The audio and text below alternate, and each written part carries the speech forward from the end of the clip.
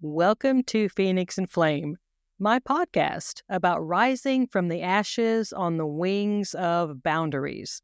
I'm Dana Skaggs, a psychotherapist known as the Queen of Boundaries. If you are new to Phoenix and Flame, please subscribe so you will be notified of new episodes. Visit Dana Skaggs, DanaSkaggs.com for a free quiz to discover how boundaries are impacting your life. This podcast is not intended as psychotherapy. If you are in crisis, please call 911 or contact your local crisis hotline.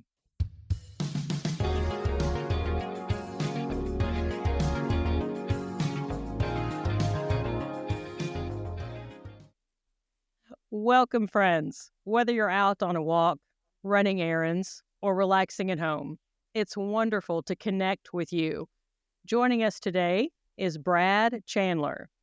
Now, his journey began in real estate, where he flipped over 4,500 homes and built a successful business that now runs without him. But what sets Brad apart isn't just his business acumen. It's the profound personal transformation that he underwent. Now, while helping his son navigate extreme anxiety, Brad discovered unresolved trauma from his own childhood that was secretly ruling his life. He was driven by untruths buried deep in his subconscious, believing he wasn't worthy, which led to a lack of self-love and compassion. Well, my goodness, Brad, welcome to Phoenix and Flame. Hey, thanks for having me, Dana.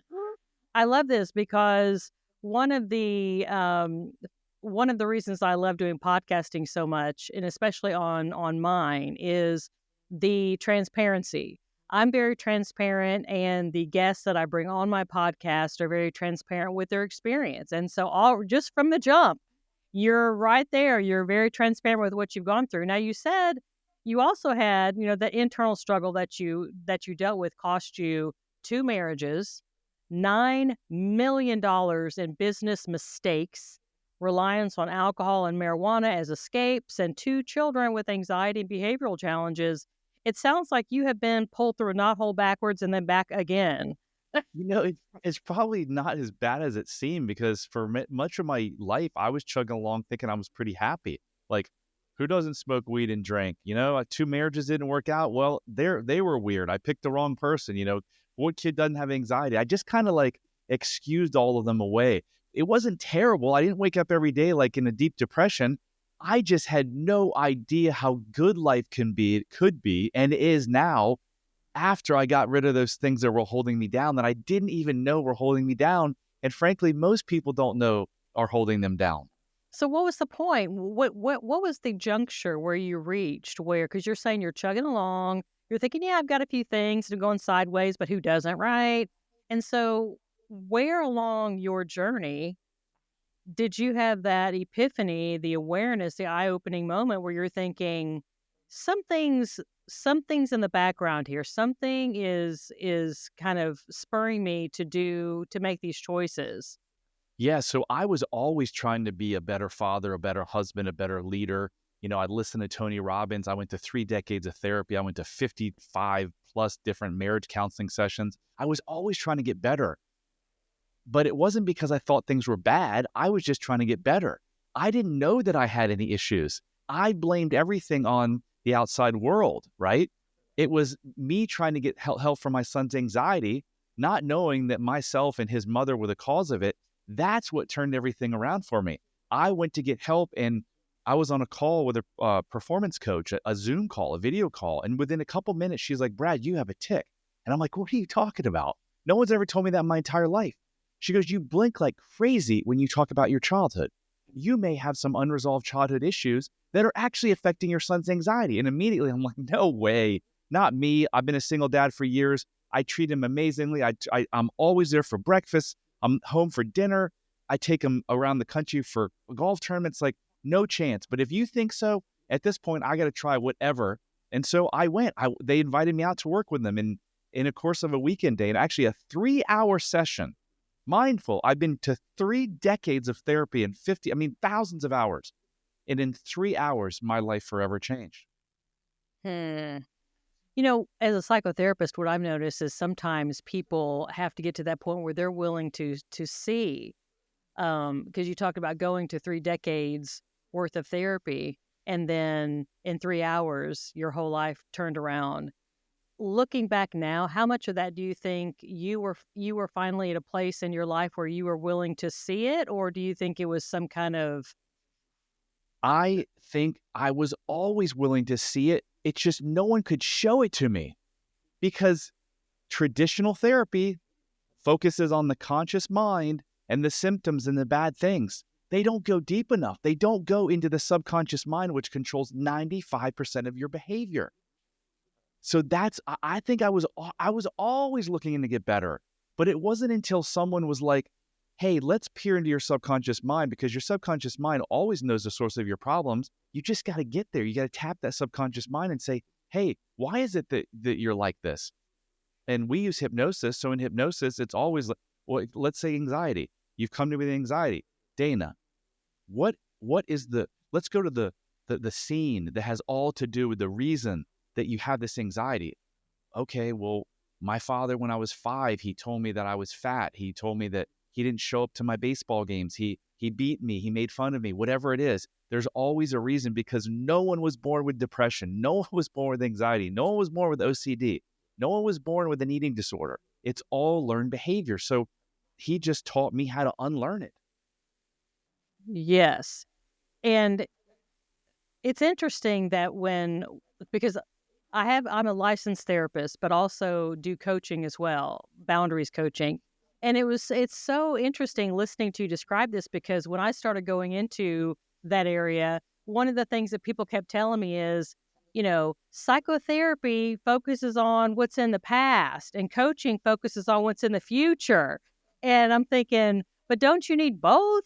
And I'm hearing you say that your experience was inverse, that your experience with licensed therapists was they were just wanting to push forward and ignore the past, whereas you had experienced more like what helped you was they were looking for the future, and your experience is what was going on in the past in the Yeah, subconscious. I just heard someone say that the other day, how psychoanalysis or whatever was in the past and coaching was in the future. I don't know how you can productively and successfully coach someone if you don't know their past. I So agree. I think these therapists did go into the past, but it wasn't, it was on a conscious level. That's it. Like I've had clients that came to me. I had a client that came to me, I don't know, 9 months ago.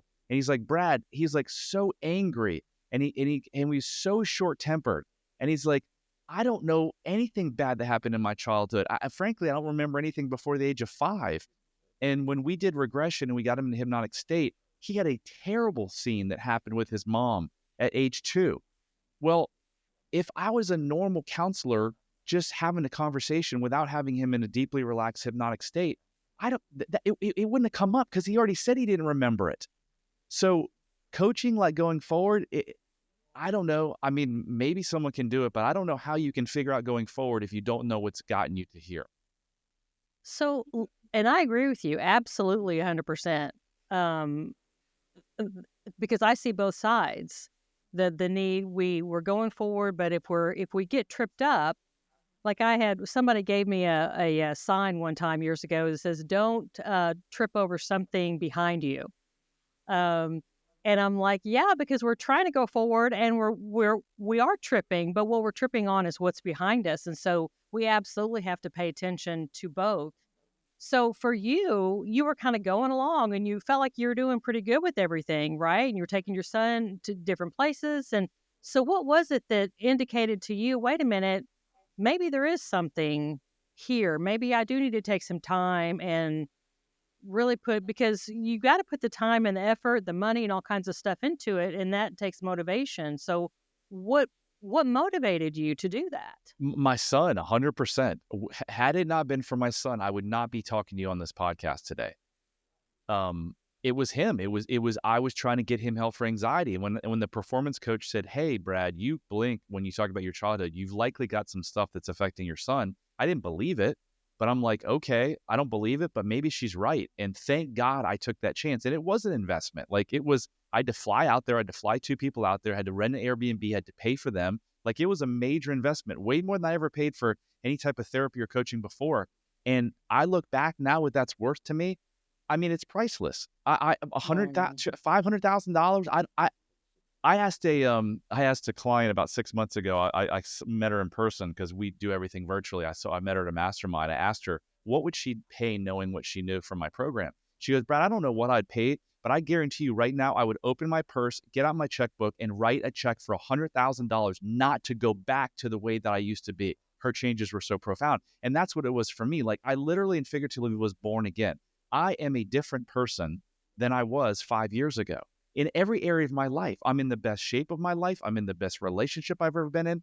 My net worth has grown more than ever before. I'm more active than I ever have. I've got the best relationship I've ever had with my daughter. Like things are just amazing. So this is fantastic. I'm so glad to hear all of these things have happened for you. What changed for you? Getting rid of the self-limiting belief that I lived with for 47 years that I wasn't enough. I in that Airbnb bedroom in Park City in February 2021, I realized, wait a second, it wasn't me that wasn't enough. It was my parents who didn't feel enough. And that's how they made me feel. And so I was like, oh my gosh, I don't have to prove anything anymore. And Dana, this weight just got lifted off my chest. And I was just like, hallelujah, I'm free. I'm free. I'm free to be my authentic self. I don't have to smoke weed anymore when I go to parties and karaoke. I don't have to drink anymore I used to drink like when I had a golf tournament that I deemed as important, I would get so nervous that I could barely play. I would start drinking and I'm not a huge drinker. I drank too much over my life in certain spurts, but I never was dependent or I was an alcoholic. But I would be drunk by 9 o'clock in the morning. Tee off would be at 9. I couldn't drive a car because why? I was so afraid of people judging me. Mm. Now I can go play in pickleball tournaments, golf tournaments. I don't need any drinks. It's so liberating and freeing, and everyone has this opportunity. That is amazing. So back now, because you've had this liberating experience, and you're seeing yourself and the world through these different eyes.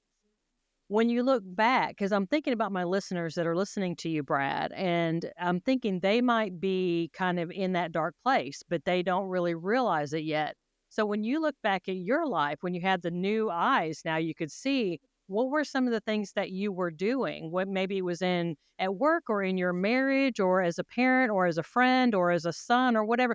What, looking back with your fresh eyes, what do you see that you were doing that my listeners might go, wait a minute, I'm doing that? No one has asked me that question of the hundreds of podcasts I've been on. What an amazing question. And I'm going to answer it in a couple parts. I literally created a quiz for the old Brad because if we were on this podcast 5 years ago and you said, do you have self-love? Do you have high self-esteem? Yes, yes, Dana. Do you care what other people think? Heck no, I don't care what other people think. But guess what? They were all lies. So I Mm. created this self-love quiz that everyone should go take right now or after the podcast. It only takes 3 minutes, only 12 questions at unlocklimitlessyou.com/quiz. Here are some of the questions and here are some of the things that I did. One of the questions is, do you have trouble keeping or being in a safely, deeply connected, committed relationship? All of my relationships suck. They started out good and then they all went south. Ding, ding, ding. That's a sign right there. Number 2, do you do self-destructive behaviors? Do you eat too much, drink too much, smoke a lot of weed? That was me. Ding, ding, ding. Do you get easily irritated at things that might not irritate someone else? Ding, ding, ding. Do you take things personally? I should know all these 12, and I do. But those are some questions. So what was I doing specifically? I was drinking to feel more comfortable. I'd made 5 business mistakes that cost me $9 million. Why? Because I was constantly trying to do stuff because I thought money was going to bring me value. It was going to bring me worth. Entrepreneurs get into business because they think when they get $5 or $10 million, they're going to get to the state of happiness and feeling good and worthy. It'll never come if you don't feel worthy. Look at the Michael Jacksons and the Prince and the Kurt Cobains of the world. Money didn't do them any good. The irony is working with someone like myself or Dana, we can get you that state today or in weeks. And once you get that to that state, the chances of you make the money go way up. So what else was I doing? I was short with my kids. I was causing them anxiety. My son told me in this transformation, this 3-hour transformation that in the Airbnb bedroom in Park City, Utah, he goes, "Dad, I thought you only would love me if I played golf at a high level." Do you think I ever told him that? No. But my subconscious mind, who was telling me every day I wasn't enough, was probably thinking, if your son can just make the PGA Tour, you're going to be worthy. So putting pressure on him, drinking, smoking, bad relationships, self-destructive behaviors, getting pissed off about things that, weren't a big deal. Those are all signs that you've got this thing lurking in your past that's controlling your negative behavior today. And guess what? It's not your fault. It's not your fault, because every negative behavior that you have in your life, and we could spend a day saying those, but the top ones, drinking too much, eating too much, depression, anxiety, shutting down when your spouse comes to you with something, that is a solution. When you show up to your Mr. Therapist, that's a solution that you walk in the door with, because your brain thinks it's a solution to something over here that's even worse. And what's the point of your subconscious brain? Is to take you from pain to pleasure. So it thinks that the bad behavior, the negative behavior, is actually better. So it drives it. So what do we do? What do I do as a coach? We use something called memory reconsolidation, which is your brain's natural, memory reconsolidation? Yes. Because most therapists don't even know that. It's insane. I practice that. Yes. You It's do? fantastic. Okay, then The emotional knowings and all that. You are absolutely amazing, because only I figure 1/100% of therapists and coaches even know about it. So what is it? What is it? It's simply, let's say that anxiety is your issue. Anxiety is your negative behavior that you can't stop no matter what you've tried. That's your solution. So what do? We get you in that anxious state, so you're literally feeling it. And then we ask you, what is this thing that's driving it? And guess what? It's always an untruth formed during childhood, or 99.8% of the time. So what do? We show the brain in the anxious state. When your brain is in the anxious state, or in the state that you want to change, your neurons become labile, which is a fancy word for changeable or adaptable. We show the brain that, in my case, if I am myself, someone will make fun of me, and then they'll take their love from me. And if I'm a child and my love is taken from me, I might die. So we show when that's not true. We show the truth. And then your brain can't hold two conflicting thoughts. It's impossible. So guess what we do? Through memory reconsolidation, we rewrite that neural pathway that's holding the untruth, that's driving the negative behavior that you've never been able to change. Guess what happens to the negative behavior when that happens? Poof, it vanishes.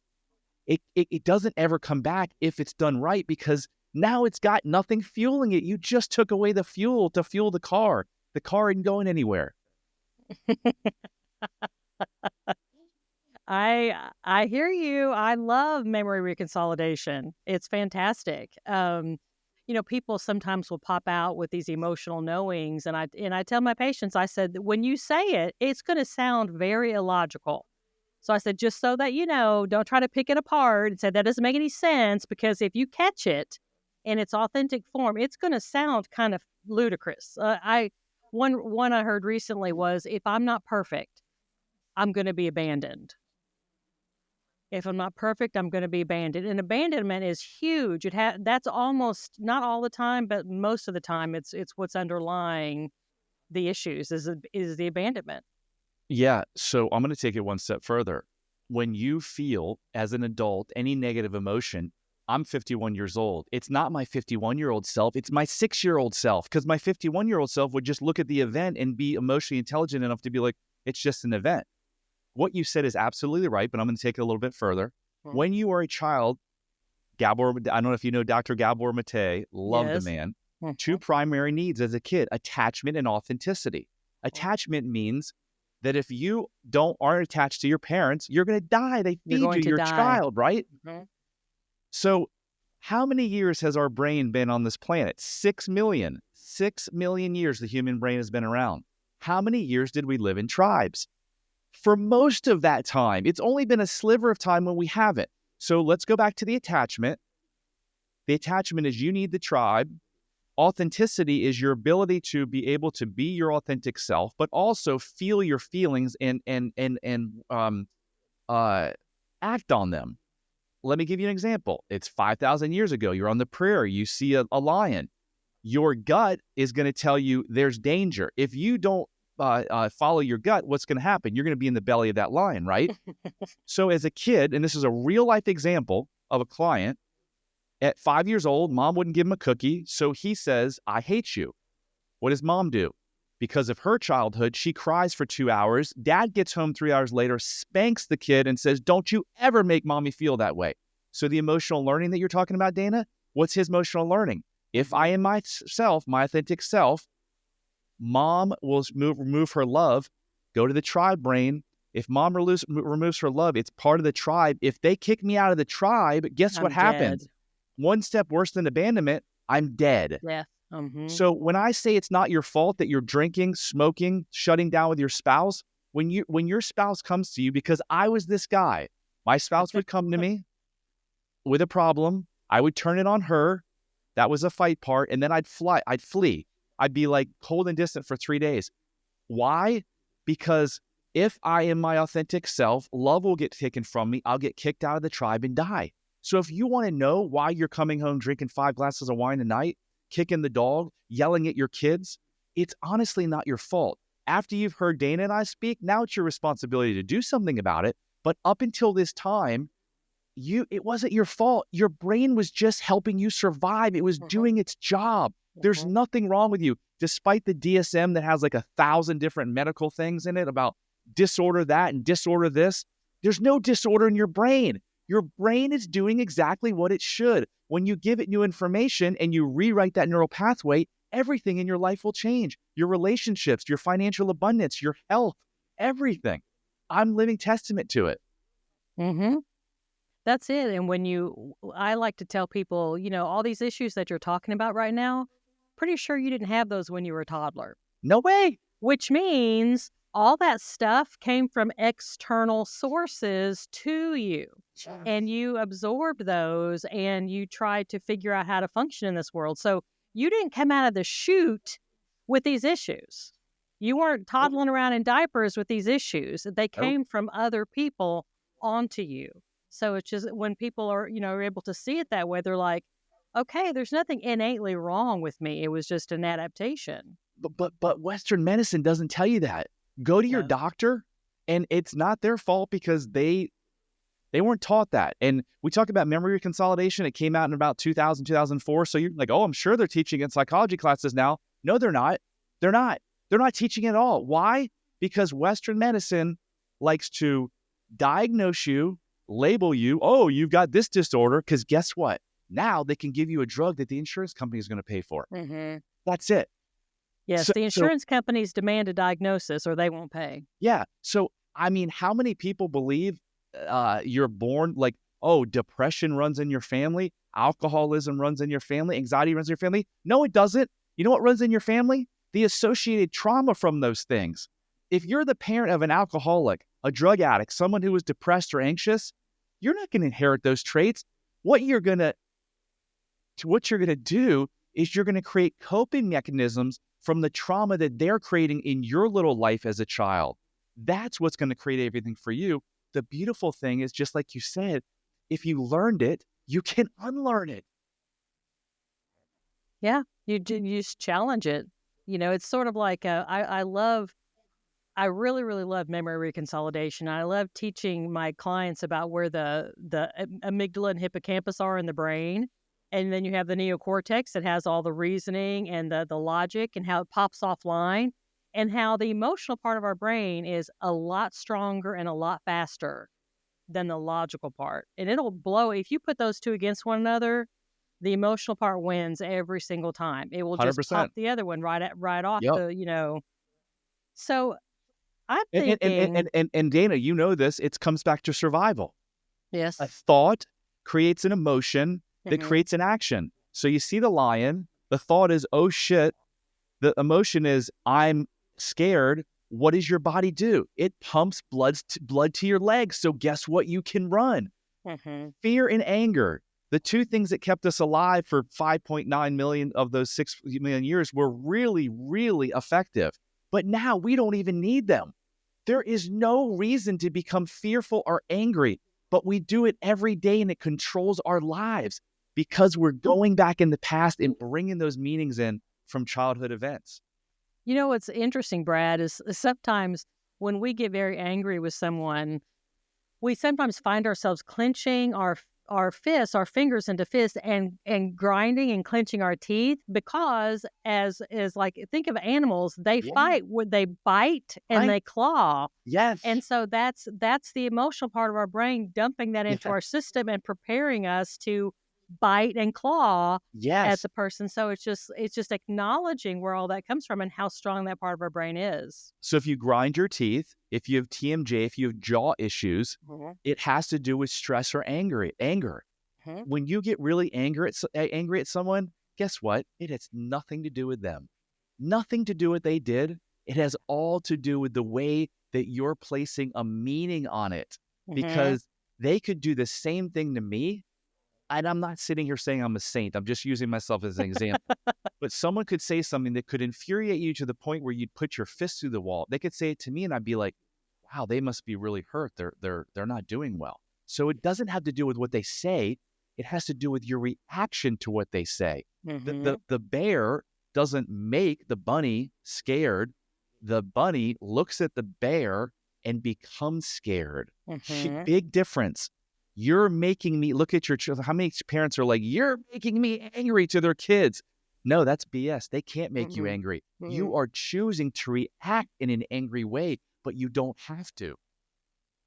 Yep, Brad, that is we're very much in sync on this because I'm very much passionate about boundaries, and that's kind of what you're talking about as well because other people have a right to their feelings and they're going to do something and we're going to respond.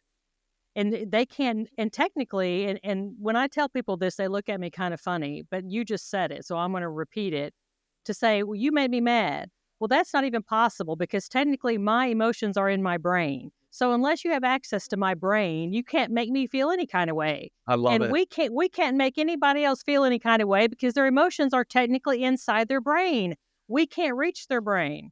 And so that's a boundary issue. We have a right to what we think, feel, and we have responsibility for what we do. Meanwhile, the person that we're dealing with, they have a right, like you were saying earlier, someone can get upset at you, but you're going to go, well, I can see that, that person must be really having a hard time because you're not taking it personally because it's not your emotions, it's the other person's emotions. That's a boundary. Yeah, I mean, that is one of my goals in life is to not let anyone or any situation negatively affect me. That is true liberation. Yes. And I heard the gentleman who took me through my transformation say that the night before my transformation. And I was like, this guy's insane. 3.5 years later, I'm not perfect, but I'm so close there because I have a process now. We actually Hmm. develop, it's one of the resources on our site called the Joy Regenerator to get you back to joy. Because when you're in a negative situation or feeling, sorry, you are in a fight or flight. So you literally, you take some deep breaths, you talk about the emotion I'm feeling, and that takes you out of the amygdala and into the prefrontal cortex. So it's almost like a brain hack to get you out of the fight or flight. Then you give Hmm. yourself compassion. It's okay, Dana, that you're feeling sad. And then you try to figure out where it came from. Well, that's what Dana and I do. We're like experts at figuring out. But I can promise you it comes from your childhood. So for me, every time I ever feel negative, it's I'm not enough. So I ask myself, is the thought, remember the thought creates the emotion that creates the behavior, is the thought I'm not enough, is it true? No, it's not true. So then I ask myself, why in the world am I going to be sad, angry, frustrated over a thought that's not even true? And in seconds, sometimes minutes, I'm back out of it. Where 3.5 years ago, I'd be in this state for 3, 4, 5 days sometimes. It was. I'm going to say Hmm. interesting. I don't like to say Well, crazy. and we've run out of time, and I feel like Brad, we could talk a long more We about this should. because as I'm listening to you talk, I'm thinking I do a lot with internal family systems too, and so Love it. sometimes when we're in that scenario, there is a part of us that still is off to the side going, oh, but I don't know about that, and so it's not. we're not just a whole, we are different parts. And sometimes these different parts have different feelings or thoughts about what's going on, and we have to kind of manage all of those. So I know that my listeners are thinking, oh my gosh, what Brad is saying is spot on. This is amazing. I absolutely have to get more of this guy. Do you want them to go to unlocklimitlessyou.com? Is that where you want them to go? Yeah, if you go to /Brad, it has all of my contact information. I mean, all of my social media sites. We actually have an amazing podcast too called How to Be Happier for Entrepreneurs. It's got the self-love quiz. It's got all my social media channels. It's even got my cell phone number. If you're struggling, if you're suffering, and you just want someone to talk to, give me a call. I'll try to help you. Your problems are not your fault, no matter where you are on your suffering scale. I promise you're a lot closer to where you want to be than you think. Literally hours away, you can change everything if you're ready and willing to make the change. Fantastic. Brad, thank you so much for this time and your energy and your wisdom and your transparency and being here with me and my listeners. Thank you so much. Thank you, Dana. Listeners, I know you've heard so many things in this podcast that you're oh my gosh, I have a best friend, I have a coworker, I have a family member that needs to hear all of these things that Brad is saying. Take this episode, copy and paste it, send it in text, send it in email, post this podcast on your favorite social media sites. Let's spread the word. Let's build our Phoenix and Flame community so we can let people know you're not alone. I hope you've had a great day. I hope the rest of your day is fantastic. I'm Dana on Phoenix and Flame.